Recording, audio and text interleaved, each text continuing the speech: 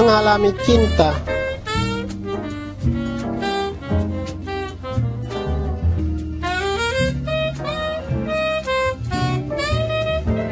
Cerita 21.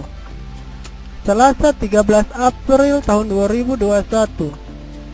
Jam 3 subuh aku bangun salat witir 3 rakaat. Kemudian makan sahur. Saya makan kari ayam pakai santan, ubi goreng, nasi putih dan kerupuk.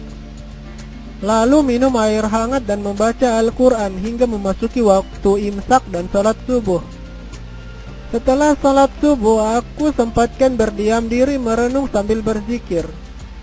Kemudian aku search di Google, kutemukan hadis riwayat Baihaqi. Tidurnya orang berpuasa adalah ibadah, diamnya adalah tasbih, amal ibadahnya dilipat gandakan, doanya dikabulkan dan dosanya diampuni. Kemudian aku catat hadis ini, lalu aku rebahkan badanku di tempat tidur sambil memejamkan mata. Tiba-tiba datang bayangan wanita berhijab dan bercadar hitam menghampiriku. Kemudian ia melepas cadarnya dan berbaring di sisi kiriku. Saya tidur menggunakan baju batik dan sarung. Wanita itu lalu memelukku, kemudian terdengar bisikan.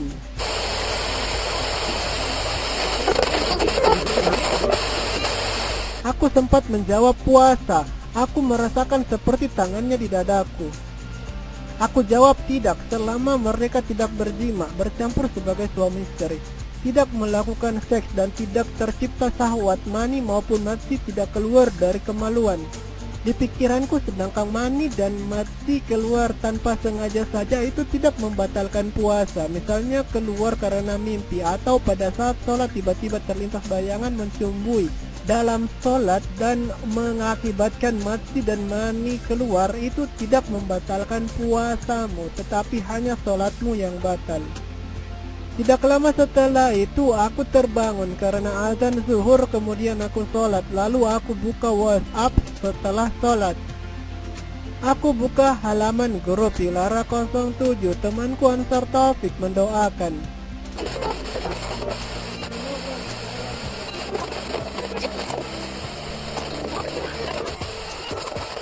Aku ikut mengaminkan. Amin.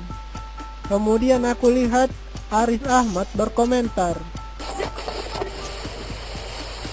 Kemudian aku balas, kita serahkan kepada Allah. Kemudian ia membalas. Kemudian aku menulis beberapa baris di buku lalu pergi tidur. Saat aku pejamkan mataku, bayangan wanita bercadar itu datang kembali. Kali ini ia bercadar merah berhijab hitam. Tangan kananku di pangkuannya, ia duduk di sampingku yang sedang berbaring di tempat tidur. Azan azhar berkumandang, kemudian aku bangun untuk sholat. Setelah sholat aku turun ke dapur buat melepas kelapa dari tempurungnya. Kemudian aku mengantar ibu ke pasar di Jalan Kacong Denglalang, Kabupaten Goa. Dari Minasasari aku berbelok ke Jalan Syekh Yusuf. Aku melihat tanpa sengaja seorang wanita berhijab dan bercadar abu-abu mengendarai motor berbelok dari sebuah lorong. Sambil mengendarai motor, aku sempat berdialog dengan ibuku.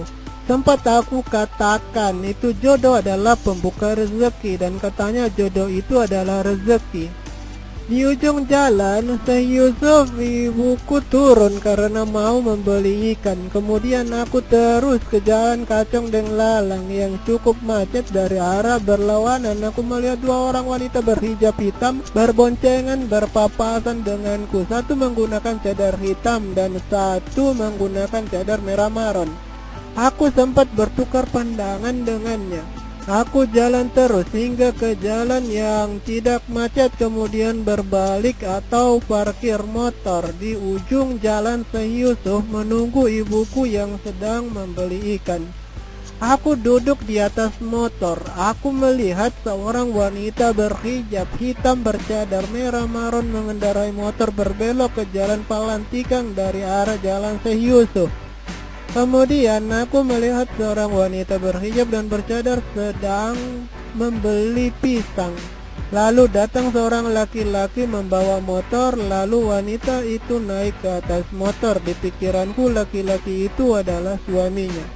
Tidak lama setelah itu, dari arah Jalan Syekh Yusuf, dua orang wanita berhijab dan bercadar hitam dibonceng, dan yang membonceng berhijab dan bercadar coklat. Di pikiranku, aku tak mau melihatnya, namun tetap saja aku melihatnya karena dimensi penglihatanku mengarah ke jalan untuk memperhatikan ibuku searah dengannya, dan aku sempat bertukar pandang dengannya. Tidak lama setelah itu, ibuku datang dari arah Jalan Palantikang membawa belanjaannya.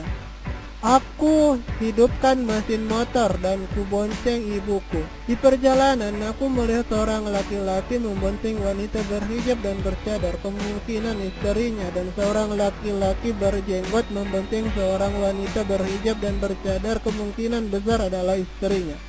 Dan searah denganku dua orang wanita berhijab dan bercadar hitam. Kemudian aku berbelok ke Minasasari dan singgah sebentar di penjual kue dekat Masjid Darul Mutakin. Namun karena kue panada dan pastel sudah habis, jadi tidak jadi beli. Kemudian aku ke Jalan Talasalapang karena ibu mau membeli pisang dan sayur. Perjalanan pulang ke rumah, tepatnya di depan perumahan Jipang Permai Jalan Talasalapang, aku melihat dua wanita berboncengan. Tak sengaja aku melihatnya. Mereka berdua begitu cantik dengan kulit putih kuning langsat, rambut panjang dan lurus. Tetapi tak terpesona olehnya karena aku pikir cantik itu adalah persepsi. Lihat saja Miss Universe, setiap tahun berbeda karena berganti, kadang kulit coklat, kadang putih, kadang kuning langsat, kadang hitam. Sebagai barometer ajang kecantikan wanita di dunia.